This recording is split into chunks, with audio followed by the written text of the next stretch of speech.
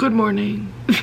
Clearly it's summertime because the fan is going, and I've clearly also just woken up. So welcome to day one. This is my first vlog of probably a couple for the I keep calling it the fat phobic readathon, and it's not that. It's the plus size readathon. It's the first day of the readathon. I did not start at midnight because I was on FaceTime with Bonnie, my best friend, last night because it was Stuff Your Kindle Day, which is when they do like hundreds, if not probably 1,000 ebooks for free. So I was going through that list and reading all the keywords and downloading a bunch of things. I did find some that are plus size main character, but that is far too lofty of a goal to include some of them here because I'm staring behind the camera at my stack of things I want to read. I know exactly which book I want to start with. Let me extract it from my pile behind the camera. I am foaming at the mouth to jump into Zinny by Rebecca Weatherspoon.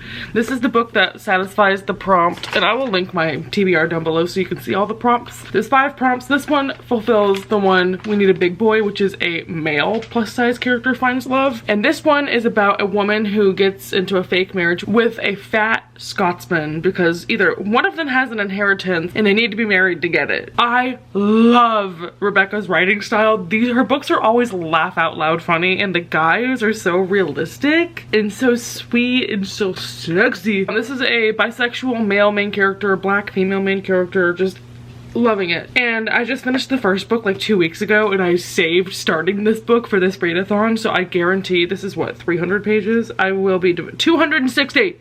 I will be devouring this. But before I get started on that, I did pick up some, I did pick up some extra books from the library, and I wanted to introduce them. I know I have way too many things on my TBR to read, but like I said, I love giving myself options. So I literally went to my library's database and I typed in like fat, plus size, fat romance. And these were literally everything I have checked out now, and all of these are every single book my library has that's about fatness, I think, unless they didn't keyword them correctly. The first one is when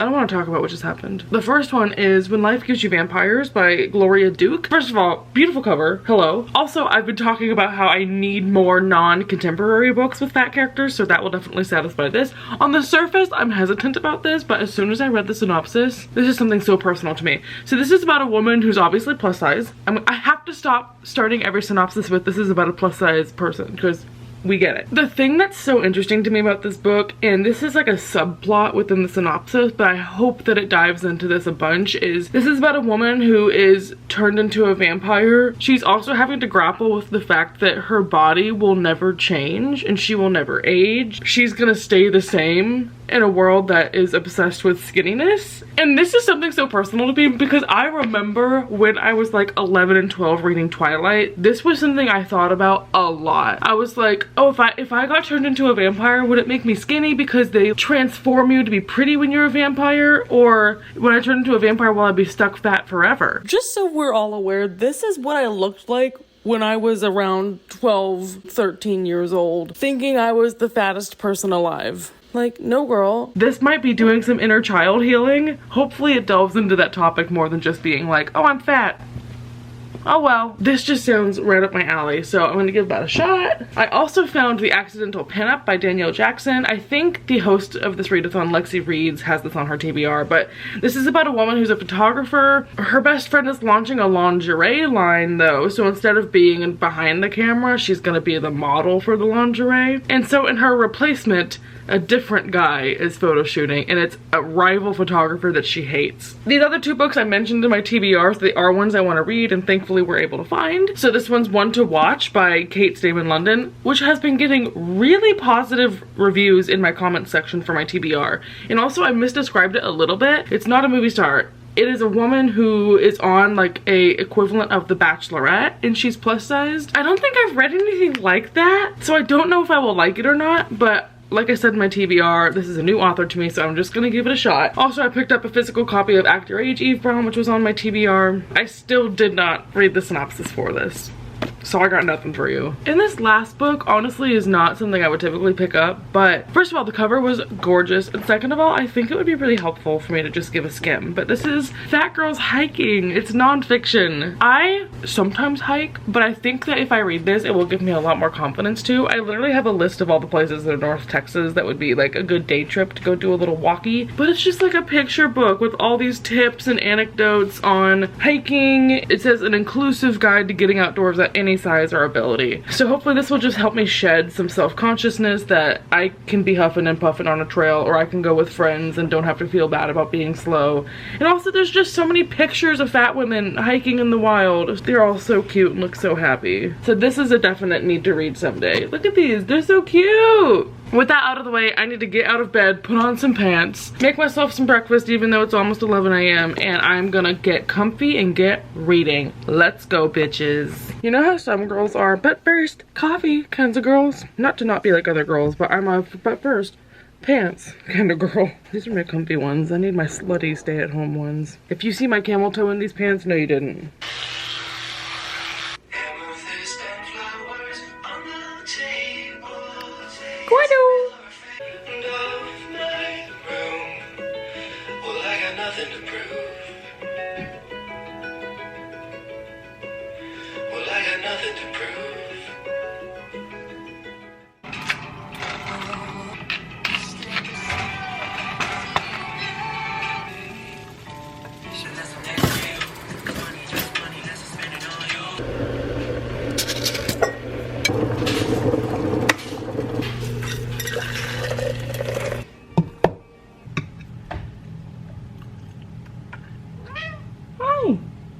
Does anyone else's cat do this when you open a book? Free bookmark just dropped. Also, I finished chapter 1 and it made me cry. So, I read 2 chapters of the book and then got up to put my dish in the sink. And I ended up getting a burst of motivation to do things around my apartment. So I not only did my dishes, I dusted my blinds, and then I vacuumed. It's like an hour later. I'm sweating, I don't know if you can tell. But I never feel like cleaning, so if I ever get the burst of motivation to do it, we are stopping everything else. I'm gonna challenge myself to read this entire book in one sitting. I know I can, it's that good, so I should check back in around 4 or 5 and let you know that I'm done with it. I'm gonna settle on the couch with my tea and get going.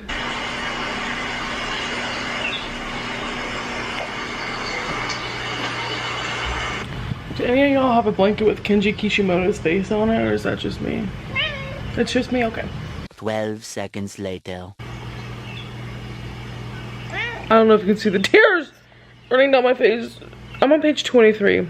This book is so good. I'm gonna have to give you an updated synopsis, but I'm gonna do it at the end because there are some plot twists that I did not read in the synopsis. Okay, I'm now on page 60, and I just realized I could just sense that a lot of the characters were like this, and I just looked it up. This character that she's getting really close with is the main character of the second book in a series I haven't read yet. So if I wasn't doing this readathon, I'd probably stop this and go and read that one. I think it's called Sanctuary. It's the second book to Haven, which these ones are like people trying to escape murderers. Haven was about this woman who was camping with her brother, and someone murdered her brother, and so she's running in the woods terrified and stumbles across this man who lives out in the middle of nowhere, and he like helps her. And then a year later she can't stop thinking about him, so she goes, you know, back to say thank you and stuff, and then BDSM. Now I really want to read this other girl's book because I'm like, clearly this takes place a while afterward. It's her and then her husband is autistic. Something about like she was a litigation lawyer and someone tried to have her killed.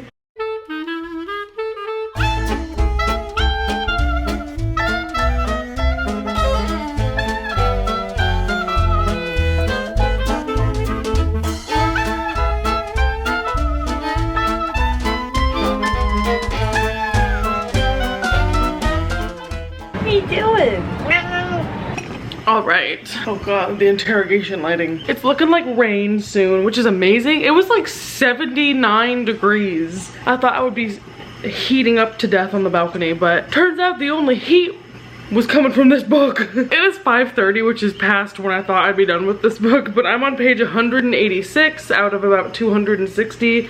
I think it'll take me like another hour to finish. I had like a 30-minute FaceTime with my dad earlier today, so that's probably what set me behind. I'm currently cat sitting for Shelby, who is in Tokyo right now, so I do have to go and see her buddy, her little son Tutor. I was just gonna finish this and then go there and start a new book while I'm at her pool, but if it's gonna rain, I don't know if I should.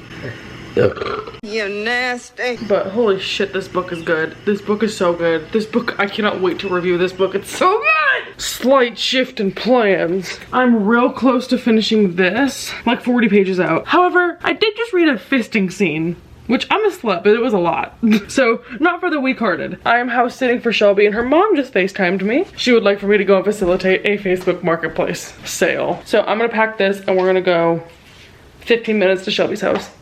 Whee! Everybody say hello to Tutor! What doing? Oh, big stretch. Can you tell he's distraught that his owners are in Japan right now? You're so cute! I just sat on the couch before realizing there's dust everywhere from construction, so I'm probably gonna look interesting when I stand back up. I've got like 25 minutes to chill. Let's see how far I can get in 25 minutes. The thing is, I settled down to read and then I have to like stop and turn off the camera. Okay, well, it's later than I anticipated, but I just finished this. I'm gonna go home and we'll do a full review. Good night, Mr. Toot. You be good, Toot. You stink so bad. Stink so bad. He got me.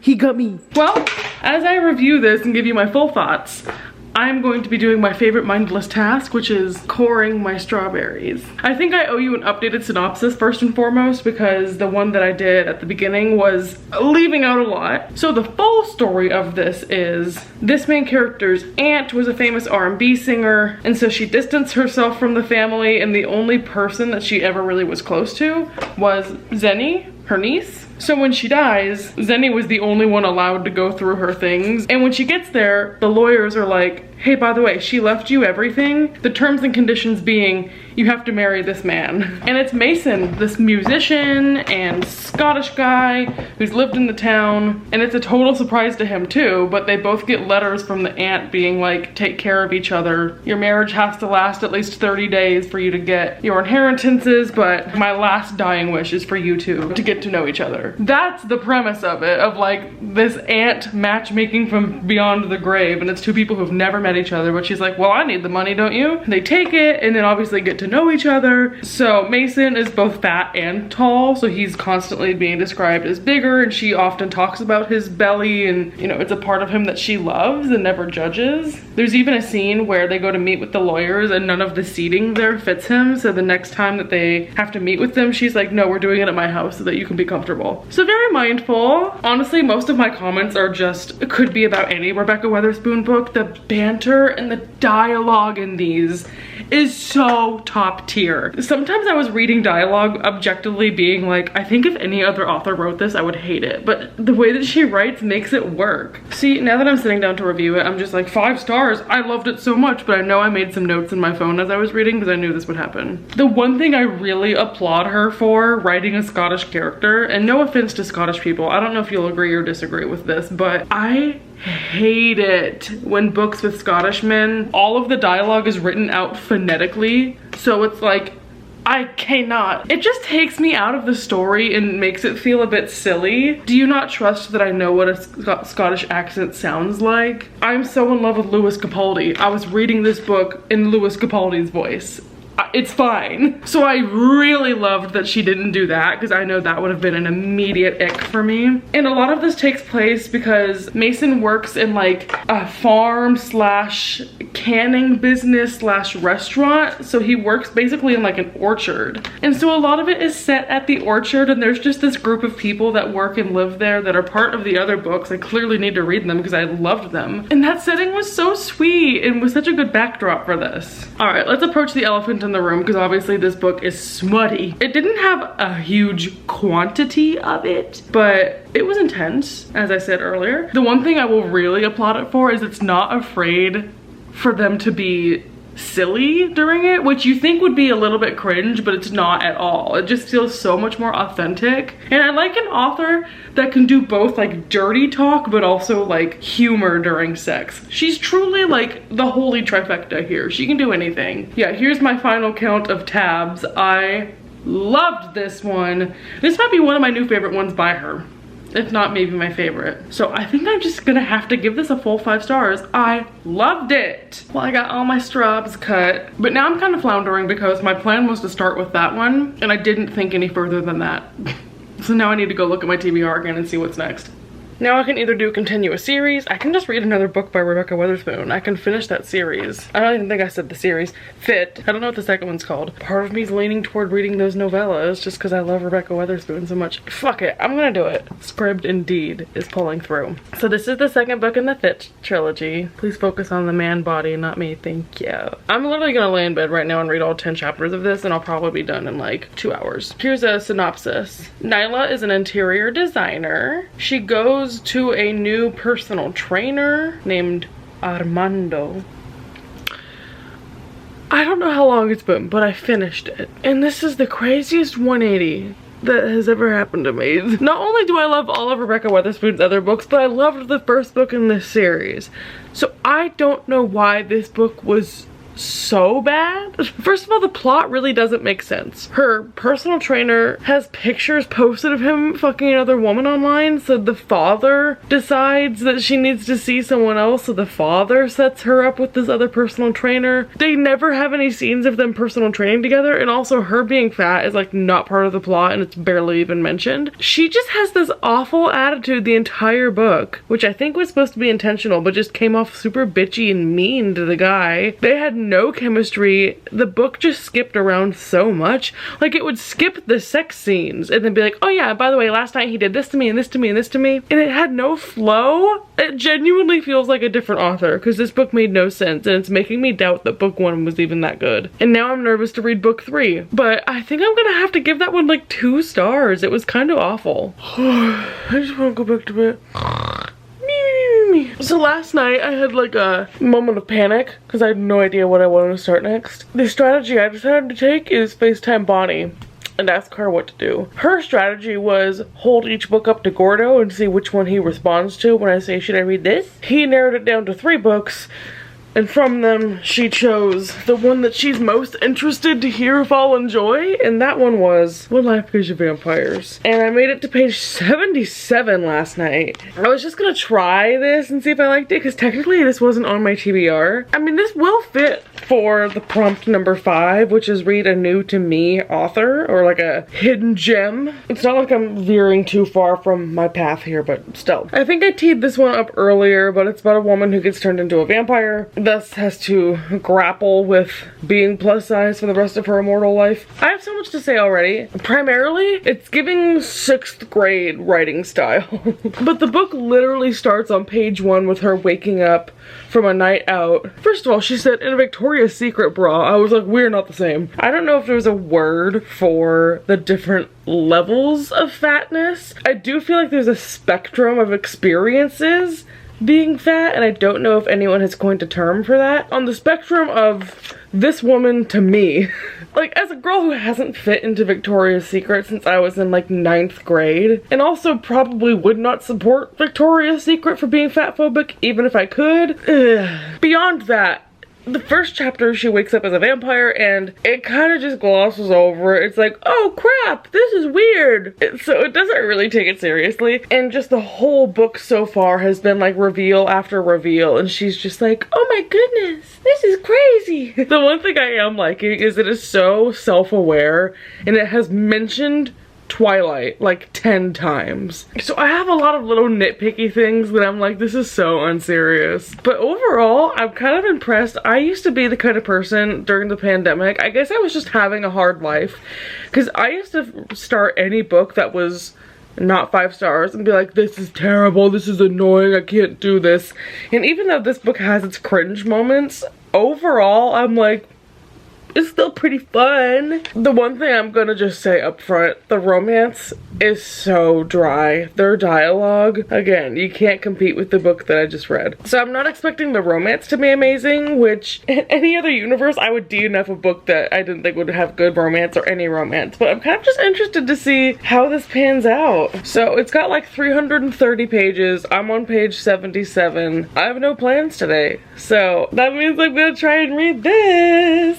I don't think I've read 3 books in one weekend since like 2019. So I'm gonna keep reading and hopefully I don't just fall back asleep in bed. Hey y'all! I'm vlogging this by Bonnie's request, and no, I have not showered tonight. I don't know why I felt the need to mention that.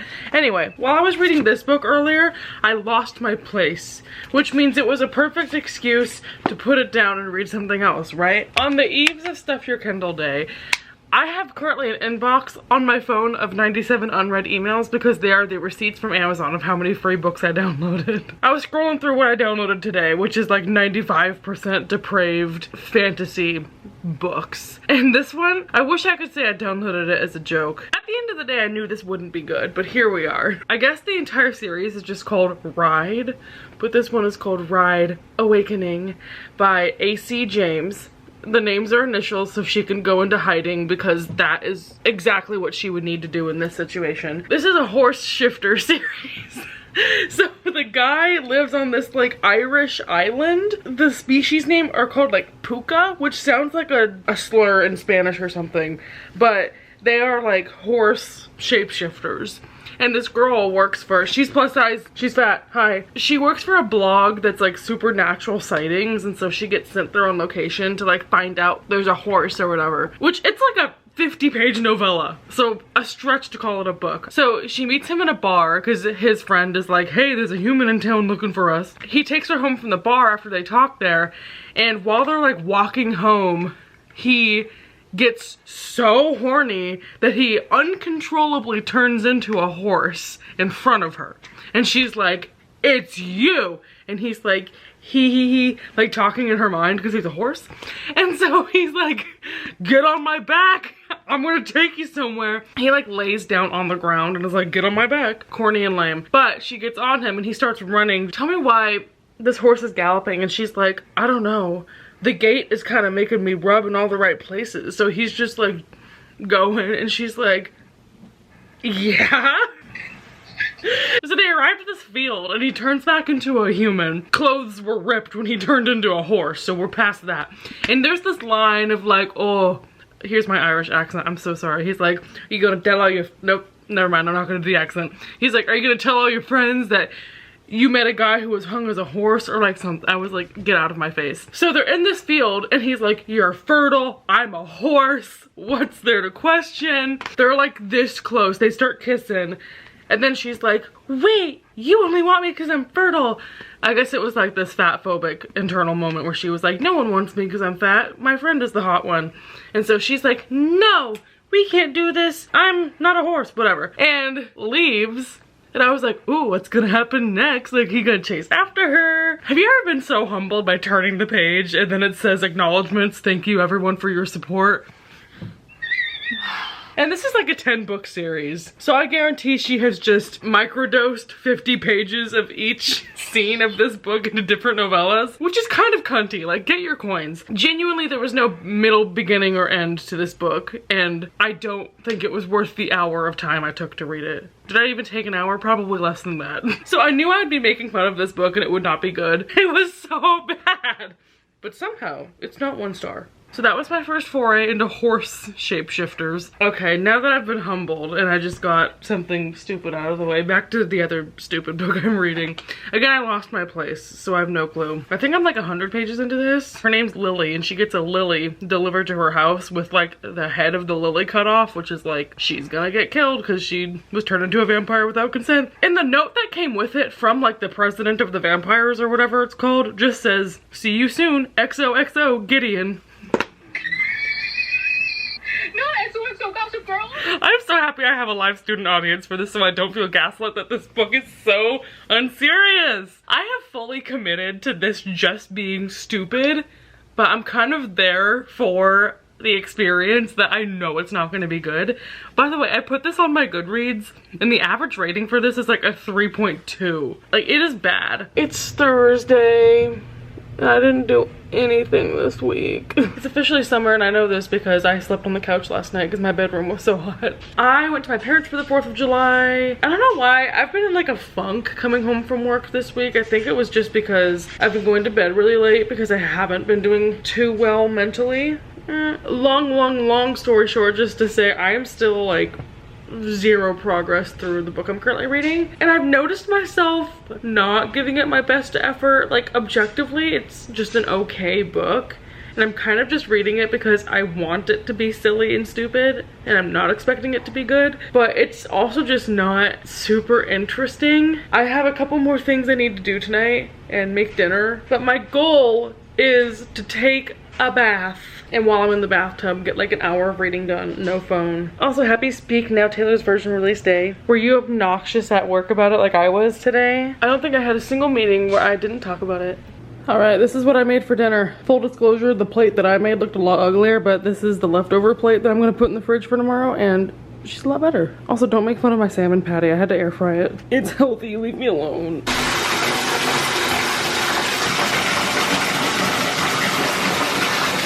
You can tell from the time it is past 11, which means Speak Now Taylor's Version is out. But if I don't update now, I'm not gonna update. I got to page 230 of my book in the bath. I have a lot of thoughts on it, but none of them matter right now. I'm about to press play on the album. See you in an hour and a half.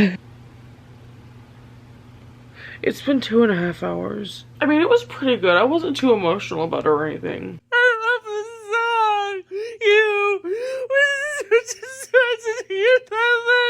humiliation. I can't breathe. I love, what's the one about the hallway? The horny one? I Can See You. Adored it. Gordo, I'm so sorry you had to deal with me screaming and yelling. Was I screaming? Yeah, okay, I'm sorry. My entire, I can't breathe out of this nostril.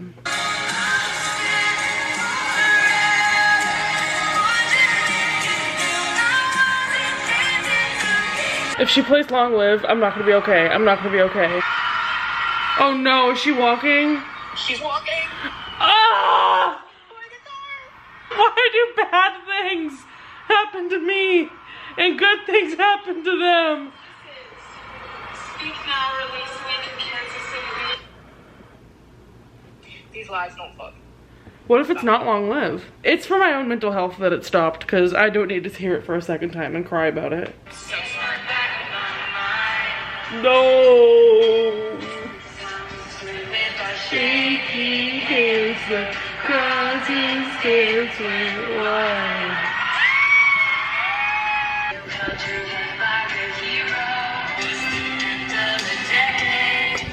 I hate this woman.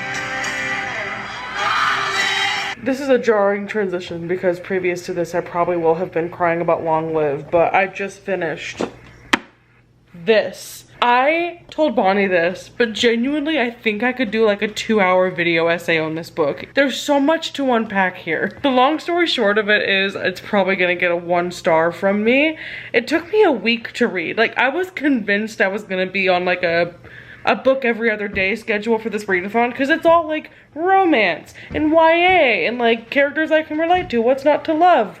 Literally everything about this book. Everything about this book I hated. But for the most part, I knew like 20 pages in that this book was so ridiculous and unserious. So I just kind of was along for the ride for the mess of it all, and it kind of delivered. That was purposeful, thank you. God, there's so many little things that are so irritating about this book. I think the main gripe that I have about it, and I'm sure I must have said this at the beginning where it was noticeable even from 2 chapters in, this book feels like it was written in 2002 and not 2022. It was so weirdly diet culture from like when I was 6 years old. It's like, oh my god, I have to watch my carbs.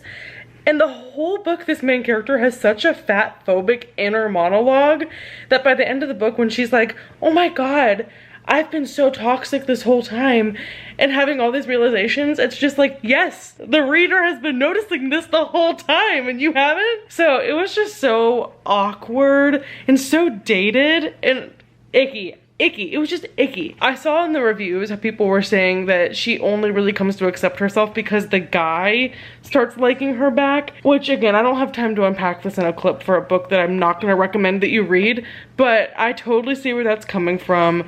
It's very much like she compares herself to other women so often and won't let herself become close with anyone because she's convinced they all hate her because she's fat, and just all these arbitrary things that she's made up in her head, which no matter how realistic they are, I'm like, you're being silly goofy right now. Because at the end of the book, it doesn't even like try that hard to dispel them. She's just like, haha, that was awkward. Also, the end of the book is resolved with her playing a game of Never Have I Ever with this guy, like unpacking her body issues.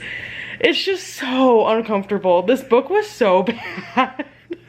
Now I get why it has such a low rating. Like, I'm not upset that I read it because, like, genuinely slim pickings on paranormal and fantasy books with fat characters. That's how low the bar is that I'm giving this book 1 star, and I'm like, I'm still happy I read it though it had representation. The moment I've been waiting for a week. I get to start a new book. I'm bringing Bonnie with me because I don't know what I want to read. I kind of have a hunch though. Not to interrupt your search for a book, but it is time for secret songs. Please interrupt my search for a book. We paused my TBR so I can react to the surprise songs of tonight. Evil, evil woman. Well, we know she's doing Last Kiss tonight. We do? There's a reason. It's July 8th. This guitar. Not only is the song from Speak Now, but on the Speak Now, I don't know if you've noticed what the date is today, but it's July 8th. Is it July 9th? It is! I still remember on your face through the darkness of 58 through your heart. Oh my god, the words. Girl, she messed up. Anyway, marked safe from hearing Dorothea live. I have 4 books that I think I could start next, but I don't know which one I want to go with. One of them that I'm pretty sure I can mark off is Shipwrecked, because this is the group book and I'm convinced I'm not gonna like it, and I don't know if I can do 2 books that I'm not gonna like back to back. So maybe we'll hold off on that one. The one that comes to the forefront of my mind, and by the way, unintentional blue on all of these covers, but the one that comes to mind for like, I want to start that next, it sounds fun and easy, is Faith Takes Flight, which I think I'm using for my prompt of a main character that's confident about themselves and not like this bitch. It's YA. I hope the font is huge. It is! So I'm gonna start this and we'll see how that goes. There's also a sapphic relationship in this, so we win, girls. Okay, well, it's past midnight. I've been reading non-stop since I last updated. I'm on page 100. I'm gonna save talking about this for our next vlog because it's officially been a week since the readathon has started, and I think I'm gonna upload these as weekly vlogs. So I will finish off right here. Definitely continue watching next week if you want to see how I feel about this and the new things that I'll start. As always, drop any recommendations you have down below. Apologies for the sleepy ending, but thanks for hanging out with me. See you next time. Bye.